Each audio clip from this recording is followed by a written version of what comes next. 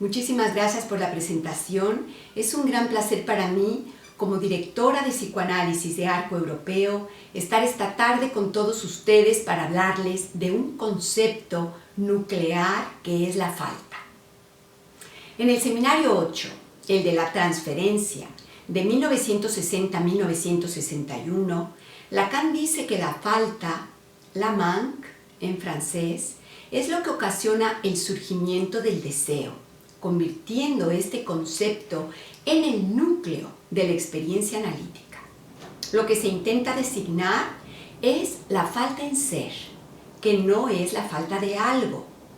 Es decir, el deseo se estructura a partir de la falta en ser, y por ello lo que se desea es el ser en sí mismo.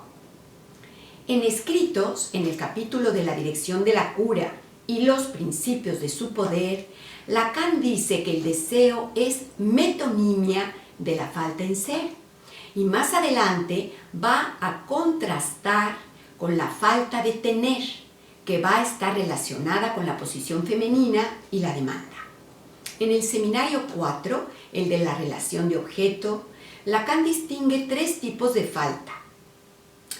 Primero, la castración simbólica, cuyo agente es el padre y el objeto es el falo imaginario.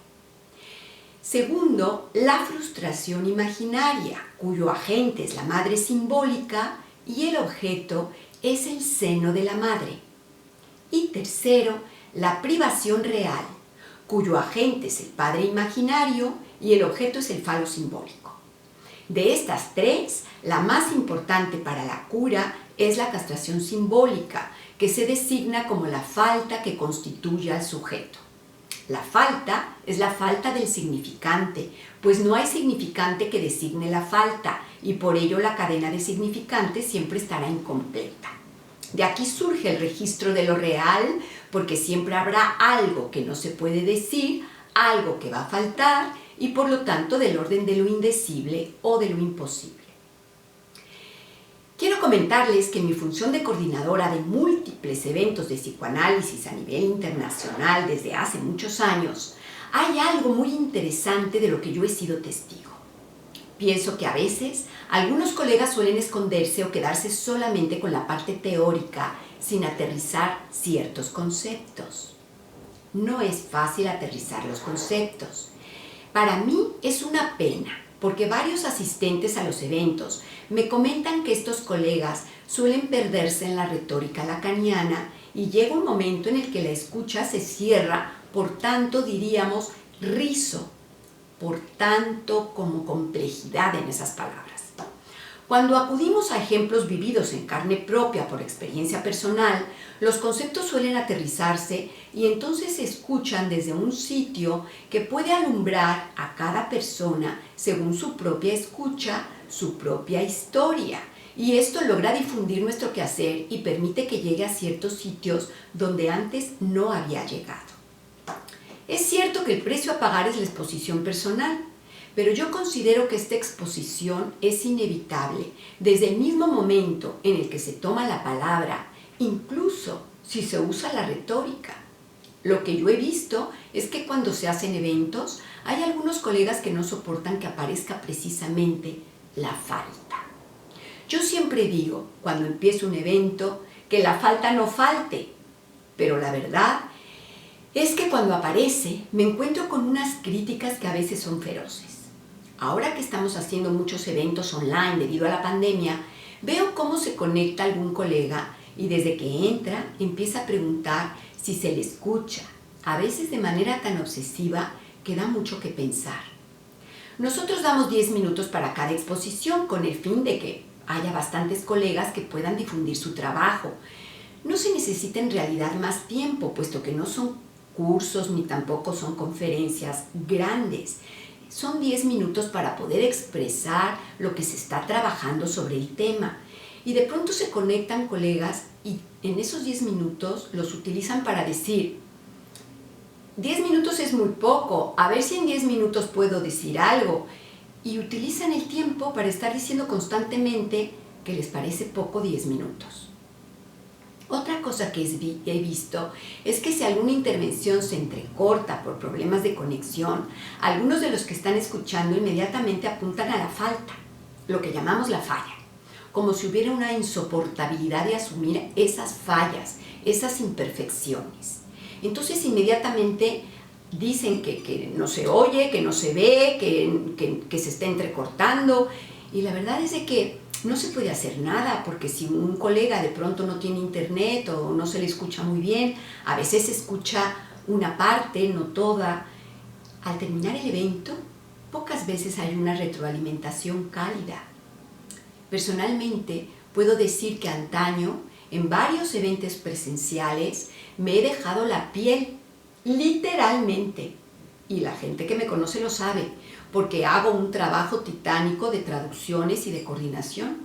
Al final del evento, en algunas ocasiones, sobre todo en esos actos presenciales, porque tengo que decir que los que estamos haciendo ahora es muy distinto, tenemos una retroalimentación muy entrañable. Pero anteriormente, en estos actos presenciales que he organizado, al final he tenido como recompensa una crítica feroz de algunos colegas. En una ocasión, quiero comentarles que hubo un colega que me maltrató, me gritó enfurecido porque no se le había dado la palabra al final del evento. Según ese colega, esa falta era tan terrible que merecía aquel maltrato, tanto a mi persona como a mi equipo de apoyo. Yo difiero, porque el maltrato siempre es inaceptable. Y entonces yo me pregunto, ¿qué pasa con la falta?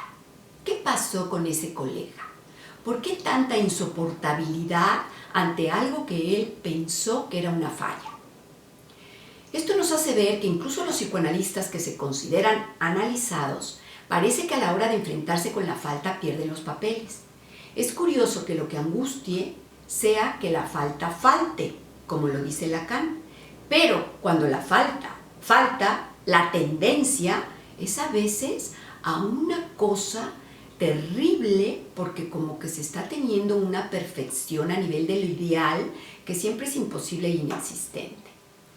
Yo quiero comentar una cosa que tiene que ver con una viñeta clínica en donde una paciente me decía que cuando ella era pequeña había tenido siempre los primeros lugares en el colegio.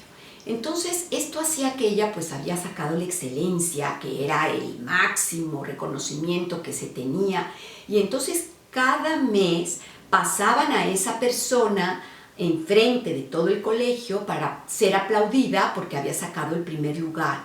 Entonces al principio la gente le aplaudía, todos los alumnos, y la reconocían. Pero después de un tiempo de estar aplaudiendo y aplaudiendo y aplaudiendo, llegó un momento en el que los alumnos se empezaron a cansar y esos aplausos se empezaron a convertir en lo que llamamos un acoso.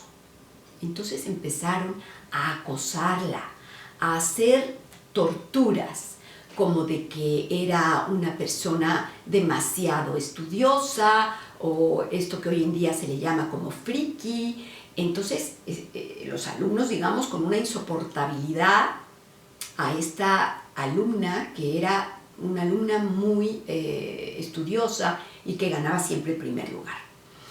Resulta que llegó a tal grado esto.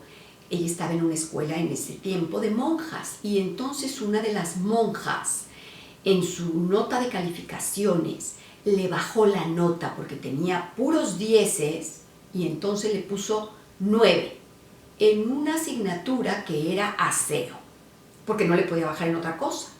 Entonces le bajaba en aseo o le bajaba en canto. Entonces la alumna pues fue con su madre, porque era una niña pequeña, tendría 10 años, 11 años, y entonces va con la madre y le dice que le están poniendo 9 en aseo y que ella pues quisiera que le lave el uniforme, que le lave los zapatos, porque ¿cómo es posible que le estén poniendo 9 en aseo? Que ella no entiende qué pasa. Entonces la madre va a hablar con la monja. La monja, que es la profesora de esta niña, le dice que ella le está poniendo 9 en aseo porque necesita bajarle la nota en algo. Le dice literalmente, según esta paciente, es importante que esta niña entienda que la vida no es perfecta, porque cuando ella salga al mundo se va a encontrar con la falta. Y entonces, al ser una niña que está como muy tendiente a la perfección, como un ideal y saca puro 10, es importante que bajemos sus notas, digamos, para que no se suba demasiado. La madre de la niña estuvo de acuerdo, pero eso a mi paciente le pasó factura después, porque en el análisis se sentía que había sido víctima de un abuso. Ella me decía, si tienes el mérito de estudiar y sacar 10, deben darte 10. Si vas limpia, tienen que ponerte 10 en aseo, no 9. No pueden bajarte en una nota para enseñarte algo que tiene que ver con la falta según esas personas.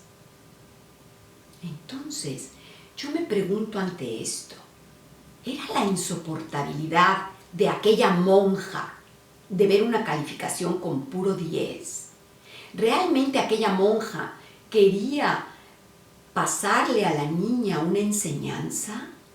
¿O estaba tan enfadada de que no podía pillar a la niña en algo para ponerle 9?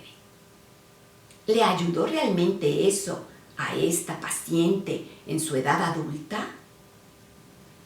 Creo que lo que tiene que ver con la insoportabilidad de ciertos eventos, por ejemplo, que salen muy bonitos, que todo el mundo está contento, que la gente se siente a gusto y que se nota una especie como de ambiente de eros, de pulsión de vida, donde todo el mundo brilla y se sienten contentos. Y de pronto surge alguien que tiene una insoportabilidad a ver, digamos, un evento que puede ser exitoso. Creo que es algo de lo que le pasó a la monja. No es porque el evento sea perfecto. Yo creo que surge algo del orden de la envidia. Entonces no es en realidad una insoportabilidad a que haya falta, sino probablemente a que haya éxito, aunque haya falta.